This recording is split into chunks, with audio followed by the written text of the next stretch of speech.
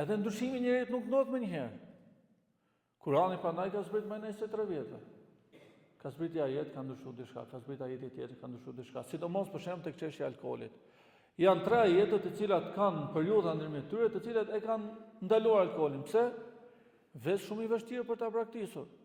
Madje ka pas nga ato sahabi që s'e kanë braktisur. Siç është shembulli i sahabiu dhe kjo është shumë interesante. Në transmetime nuk kalon se emri i këtij sahabiut kush është.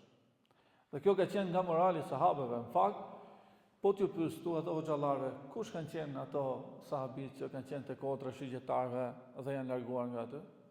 Unë për vete si di. Besoj edhe xhallarët nuk i dinë pse sahabët asnjëherë si kanë demaskuar ata. Si kanë demaskuar ata. Dhe ishte një sahabi i cili kishte vesën e alkoolit, nuk e braktiste dot. Dhe vjen tek profeti alayhis salatu sallam gjendje dehur, kishte dënuar disa herë, thotë sahabëve që ishin aty zbatoni ligjin e Zotit. Edhe dikush e godet me rrobë, dikush me tjetrën, por njëri nga ata nxjerr një fjalë dhe thoshte, poshtrof Zoti siç ka poshtruar. Dhe profeti alayhis salatu sallam i tha fjalën madhështore. La takunu auna shaytan ala akhikum.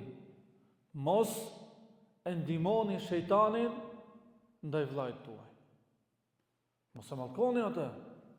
Vërtet ka bëj gabim. Vërtet ju dha dënimin siç e meritonte në dynja, ama është besimtar. S'dohet me mallku, s'dohet me paraqyku. Duhet me pas sabër, me toleru derisa të ndryshojë.